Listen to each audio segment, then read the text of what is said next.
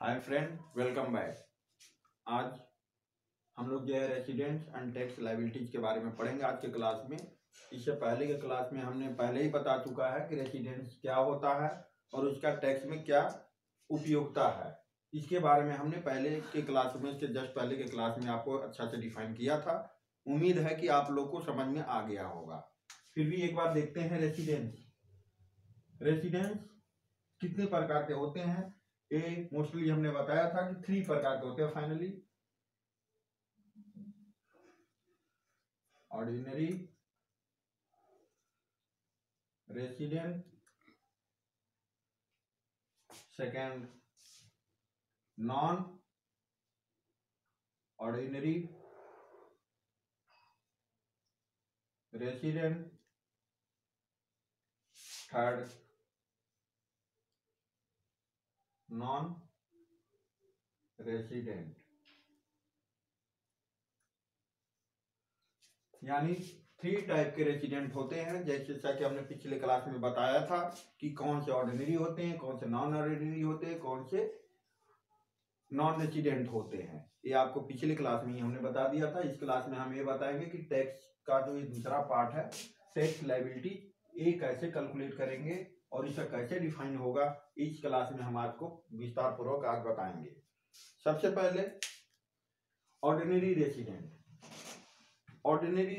Non ordinary और non resident, इनके लिए जो टैक्स लायबिलिटीज होगी वो tax liabilities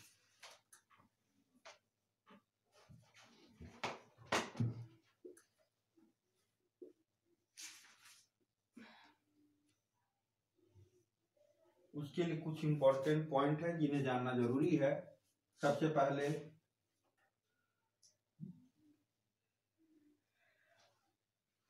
income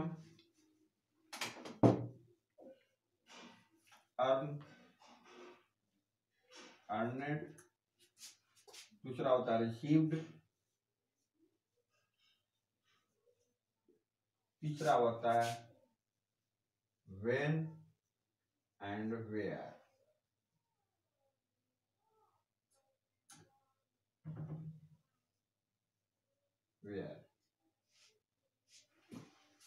tax liabilities के लिए, रेसिडेंस के लिए, मतलब रेसिडेंशियल स्टेटस में टैक्स लायबिलिटीज के लिए इन पॉइंट का जानना बहुत ही जरूरी है कि इनकम अर्न, रिसीव्ड, व्हेन और वेयर का क्या अर्थ है। यहाँ पर किसी भी टैक्स पेयर का इनकम, की कोई भी टैक्स पेयर भारत सरकार को टैक्स देगा या नहीं देगा, वो तो ऐसे डिक्लेयर होता है, वो रेसिडेंशियल स्टेटस पर डिक्लेयर करता है।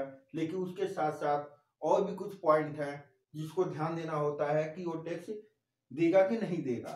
रेसिडेंशियल स्टेटस के आधार पर, मतलब सबसे पहले हमारा जो है इनकम फ्रॉम अर्न, वो इनकम कमाता कहां से है, इस बात पर बहुत इंपॉर्टेंट है कि अर्न जो होता है, इनकम जो है उसका टैक्सेबल इनकम है, वो टैक्स पेयर का वो कहां का है। वेन यहां लिखा हुआ है कहां का है और कब कमाया है। वेन एंड वेयर, कब कमाया, कहां कमाया और कहां रिसीव किया, ये चारों बातों पर डिक्लेयर होता है कि वो भारत सरकार को यानी भारत गवर्नमेंट को टैक्स देगा या फिर नहीं देगा। सबसे पहले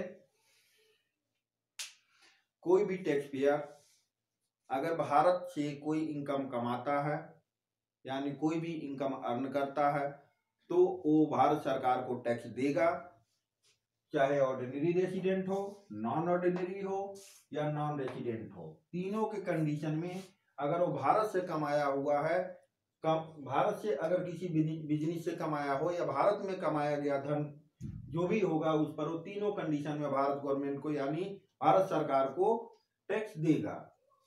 दूसरी कंडीशन है कि अगर वो विदेश में यानी फॉरेन में अगर इनकम कमाया हुआ है, तो उस पर वो भारत सरकार को टैक्स देगा या नहीं देगा, ये इस बात पर डिक्लेयर करता है कि वो रिसीव्ड कहाँ किया है। अगर विदेश में कोई इनकम कमाया है तो एक्चुअल में कमाया तो विदेश में, लेकिन रिसीव कहाँ किया, इस बात पर डिक्लेयर होता है कि भारत सरकार को टैक्स देगा कि नहीं देगा। पहली चीज, अगर वो ऑर्डिनरी रेसिडेंट है तो वैसे कंडीशन में वो टैक्स देगा।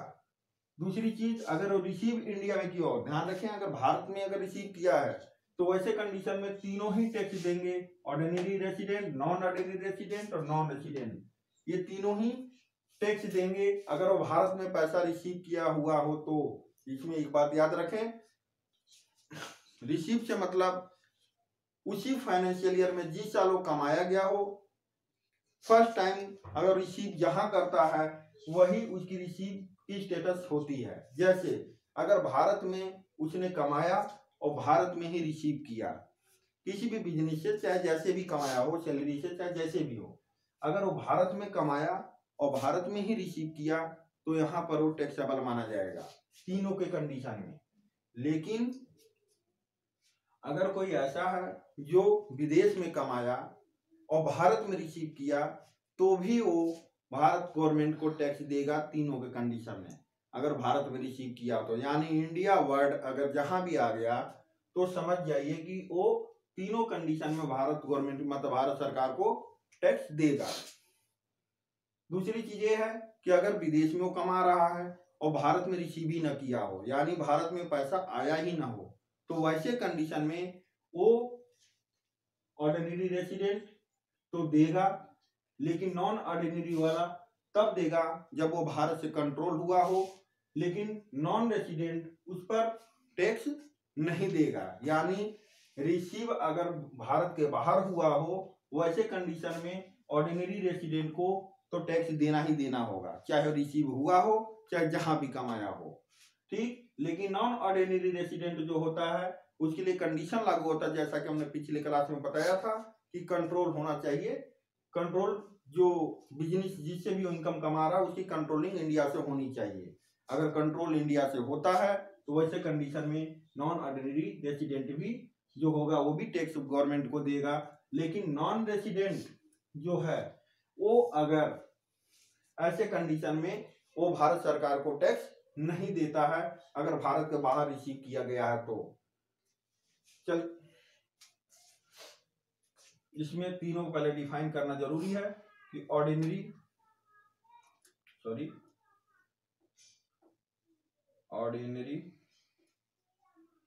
रेसिडेंट,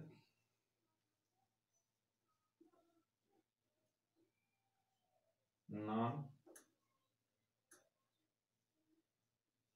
ऑर्डिनरी रेसिडेंट,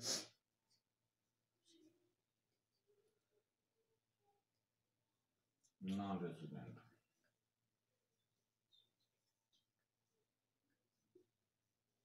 ये तीनों के कंडीशन में कुछ इंपॉर्टेंट पॉइंट ये है, जो ऑर्डिनरी रेसिडेंट होगा वो चाहे जैसा भी इनकम जहां भी कमाया हो वो ऑल इनकम पर all taxable income, all taxable income is taxable in India। यानी कहें कि कोई भी या टैक्सेबल हटा देते, all income is taxable in India. यानी ऑर्डिनरी रेसिडेंट है तो उस कंडीशन में कोई भी इनकम कहीं भी कमाया हो उसको भारत सरकार को टैक्स देना होगा।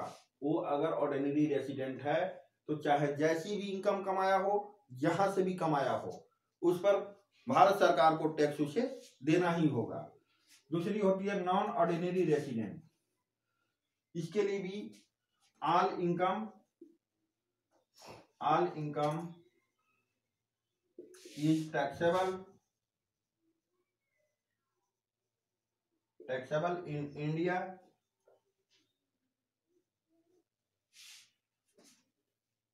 All income is taxable in India, but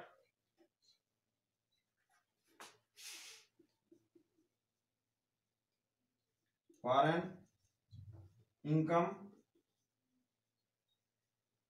is taxable if business control by India in India. यानी कहने का मतलब ये है कि अगर ऑर्डिनरी रेसिडेंट है तो चाहे वो जैसी भी इनकम हो, जहां से भी कमाया हो, उस पर उसको भारत सरकार को टैक्स देना होगा। लेकिन नॉन ऑर्डिनरी रेसिडेंट अगर है तो ऐसे कंडीशन में वो सारे इनकम पर टैक्स देगा। लेकिन एक कंडीशन और भी है कि अगर कोई विदेशी इनकम उसने कमाया हो, लेकिन वो बिजनेस, मान लीजिए विदेश में कोई बिजनेस कर रहा हो या कहीं से कमाया हो किसी बिजनेस में से, तो अगर वो बिजनेस यहाँ से इंडिया से अगर कंट्रोल होता है तब तो टैक्स देगा। अगर इंडिया से वो कंट्रोल नहीं होता तो वो टैक्स भारत सरकार को नहीं देगा। यानी इसके लिए एक इम्पोर्टेंट पॉइंट ये है कंट्रोल कि उसका जो इनकम हो रहा है जिस बिजनेस से, उसकी कंट्रोलिंग कहाँ से हो रही है, भारत से हो रही है, भारत के बाहर से हो रही है। अगर भारत के बाहर से विदेश में ही अगर कमा रहा हो, विदेश से ही, और विदेशी कंपनी ही हो और वहीं से उसकी कंट्रोलिंग हो रही हो, तो वैसे कंडीशन में भारत सरकार को टैक्स नहीं देगा। तीसरा कंडीशन है नॉन रेसिडेंट। इसके लिए केवल all income earned in India, यानी यह केवल उसी इनकम पर भारत सरकार को टैक्स देगा जो इनकम भारत से कमाया हो या भारत में रिसीव किया हो। बाकी किसी भी इनकम पर ये भारत सरकार को टैक्स नहीं देगा जो भारत से न कमाया हो या भारत में रिसीव न किया हो। फिर से एक बार देखते हैं टैक्स लायबिलिटीज क्या है। टैक्स लायबिलिटी जो है करंट रेसिडेंशियल स्टेटस पर डिपेंड करता है कि वो भारत गवर्नमेंट को टैक्स देगा कि नहीं देगा। ये तीन तरह के होते हैं, ordinary resident, non ordinary resident, non resident. इन तीनों के लिए कुछ कंडीशन है जिसके आधार पर ये डिक्लेयर होता है कि गवर्नमेंट को टैक्स देगा कि नहीं देगा। जिसमें हमने पहले बताया इनकम अर्न, मतलब इनकम कहाँ से कमाता है और कहाँ पर रिसीव करता है, ये डिक्लेयर करता है कि वो भारत सरकार को टैक्स देगा कि नहीं देगा। अगर भारत गवर्नमेंट यानी इंडिया में उसने अगर रिसीव किया हो तो वैसे कंडीशनों में तीनों ही के लिए टैक्सेबल इनकम होगी भारत सरकार के लिए। दूसरी चीज, यानी भारत सरकार को तीनों ही कंडीशन में ये जो टैक्स पेयर होंगे वो भारत गवर्नमेंट को तीनों ही टैक्स देंगे। लेकिन और दूसरा था वेन एंड वेयर, यानी लास्ट पॉइंट था वेन और वेयर। वेन का मतलब है कि कहाँ कमाया हुआ है और दूसरी चीज है कि कहाँ से कमाया है, यानी कब और कहाँ। वेन मतलब कब और वेयर माने कहाँ, यानी वो कहाँ से और कब कमाया है, इस बात पर भी डिपेंड करता है कि वो भारत सरकार को टैक्स देगा कि नहीं देगा।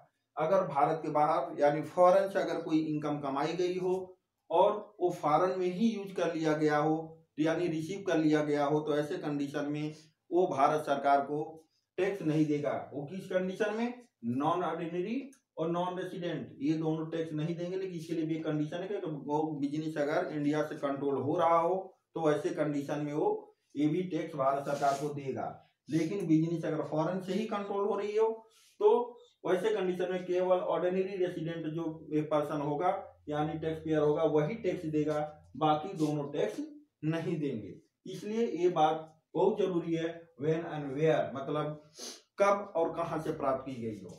कभी कभी ऐसा होता है कि पिछले फाइनेंशियल प्रीवियस ईयर में कोई ऐसी इनकम, विदेशी इनकम हो जिस पर वहां पर टैक्स न दिया गया हो, बाद में भारत भेज दिया गया हो, तो वो इनकम तीनों के कंडीशन में, ordinary resident, non ordinary resident, non resident, इन तीनों के कंडीशन में वो भारत गवर्नमेंट के लिए टैक्स देने के लिए उत्तरदायी इन पर नहीं होता। ये जानना बहुत इंपॉर्टेंट था। और फिर से एक बार देखते हैं, ऑर्डिनरी रेसिडेंट वो होता है जिसको अपने सारे इनकम चाहे भारत में कमाया हो या भारत के बाहर कमाया हो, वो सारी इनकम पर गवर्नमेंट को टैक्स देगा। नॉन ऑर्डिनरी रेसिडेंट जो है वो सारे इनकम, उसके भी सारे इनकम पर भारत सरकार को टैक्स देगा, यानी और नॉन ऑर्डिनरी रेसिडेंट जो है वो भी भारत सरकार को सारे इनकम पर टैक्स देगा।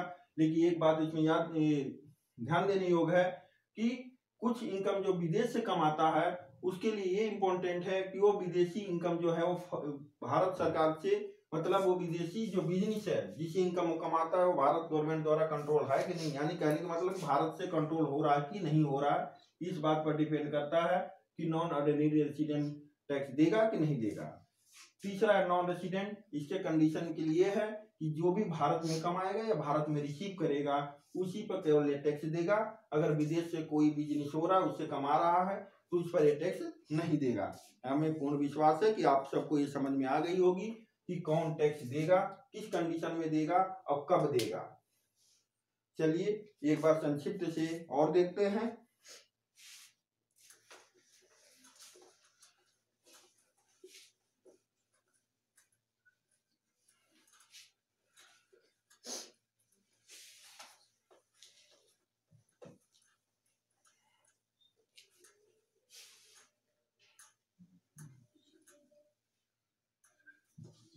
फ्रेंड्स, हम जानते हैं कि हमें कुछ प्रॉब्लम सॉल्व करने के लिए आते हैं, क्वेश्चन एग्जाम में जो होते हैं प्रॉब्लम सॉल्व करना होता है, उसके लिए एक संक्षिप्त विवरण होता है जो हमारा क्वेश्चन पूछा जाता है जिसमें निकालना रहता है हमें total income.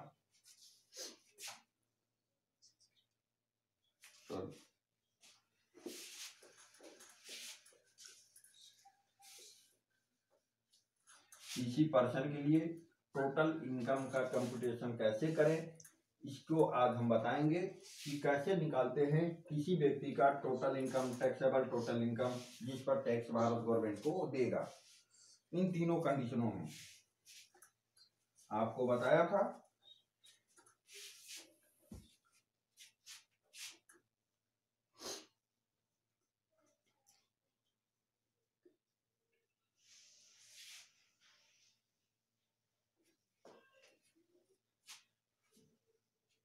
Computation of gross total income, computation of gross total income फिर लिखते हैं इसके नीचे for the assessment year 2022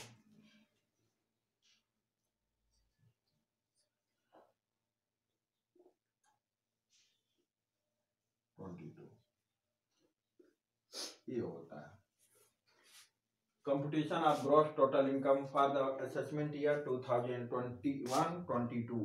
assessment year वो होता है जिसमें हम टैक्स पेड करते हैं, यानी फाइनेंशियल ईयर होगा 2022-21, जैसे कि पिछले क्लास में हमने बताया हुआ था आपको और आपको समझ में आया होगा। आगे हम ये computation of gross total income, यानी किसी व्यक्ति का ग्रॉस टोटल इनकम कैसे कैलकुलेट करें, इसके लिए एक फॉर्मेट होता है जो हमें हर क्वेश्चन में बनाना होता है। आपको फॉर्मेट याद होना चाहिए। ऐसे एक फॉर्मेट बनाते हैं जिसको 3 पार्टों में बांटते हैं हम।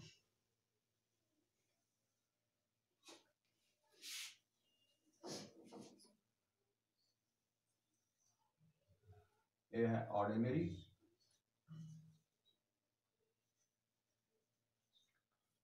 नॉन ऑर्डिनरी,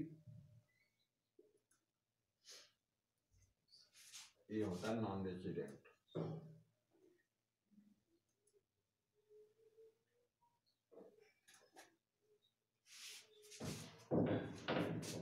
लिखेंगे particular,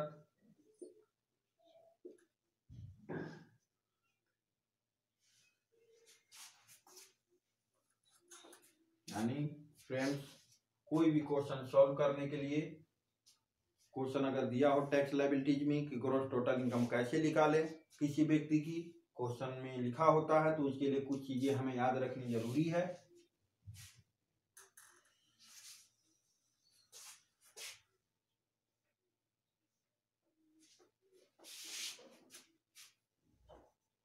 gross total income,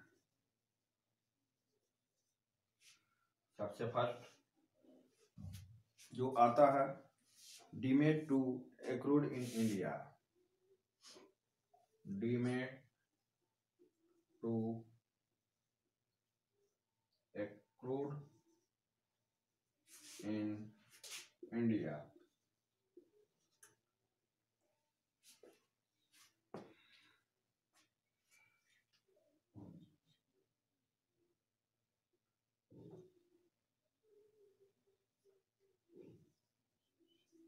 Accrue in India. दूसरा होता है इनकम फ्रॉम बिजनेस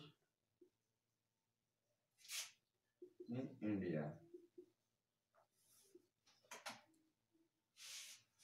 थर्ड होता है income from business in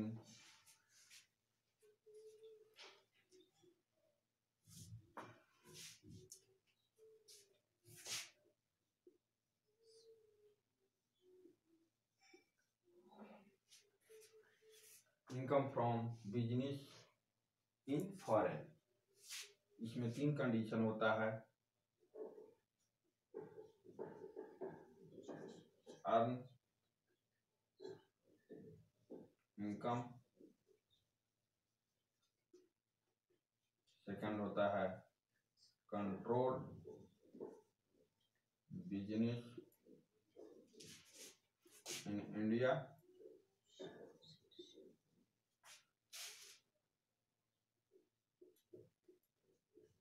received in India, fourth income from business in foreign,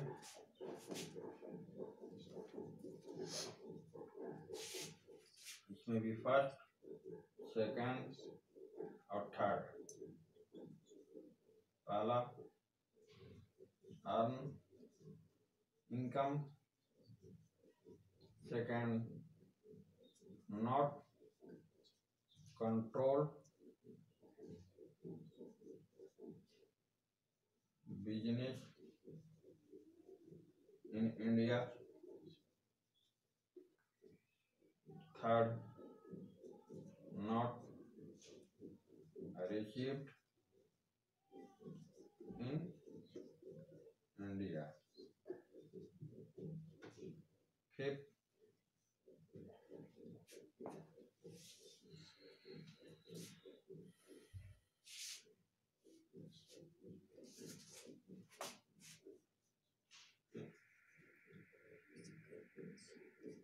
technical service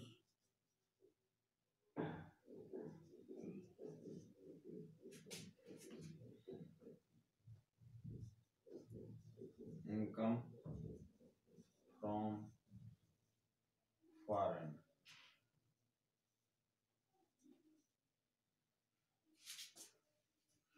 technical service income from foreign, government servant.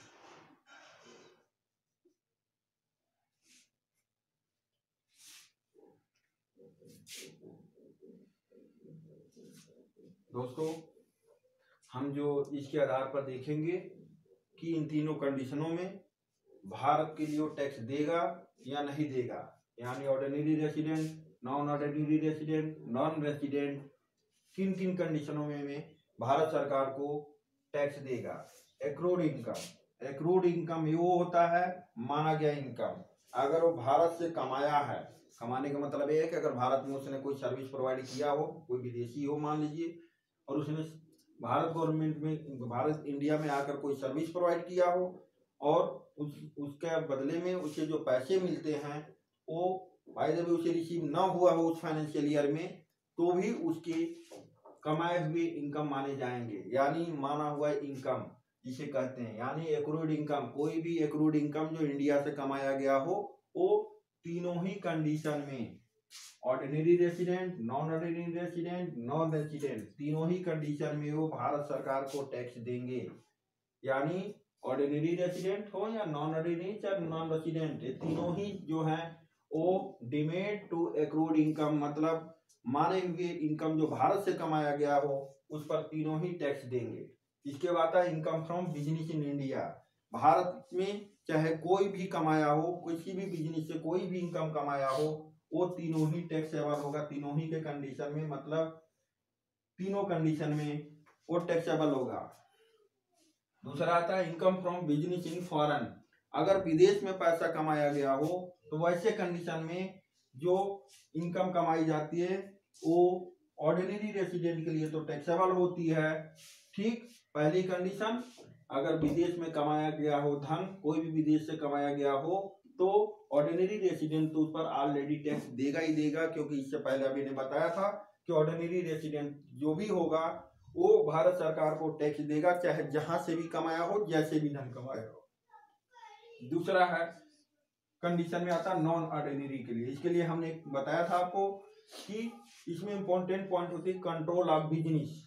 अगर वो business जिससे वो income कमा रहा है विदेश में, अब भारत सरकार से अगर वो कंट्रोल होता हो, यानी भारत में कंट्रोल होता हो, भारत सरकार से नहीं, भारत में कंट्रोल होता हो, उसकी कंट्रोलिंग अगर भारत से हो, तो वैसे कंडीशन में ये भी टैक्स देगा। ये यानी नॉन ऑर्डिनरी रेसिडेंट तभी टैक्स देगा ऐसे इनकम पर जो विदेश में कमाया हो, जिसकी कंट्रोलिंग इंडिया में हुआ हो। ठीक, तो ऐसे कंडीशन में अगर इंडिया से कंट्रोल हो रहा है तो ये नॉन ऑर्डिनरी रेसिडेंट भी भारत सरकार को टैक्स देगा।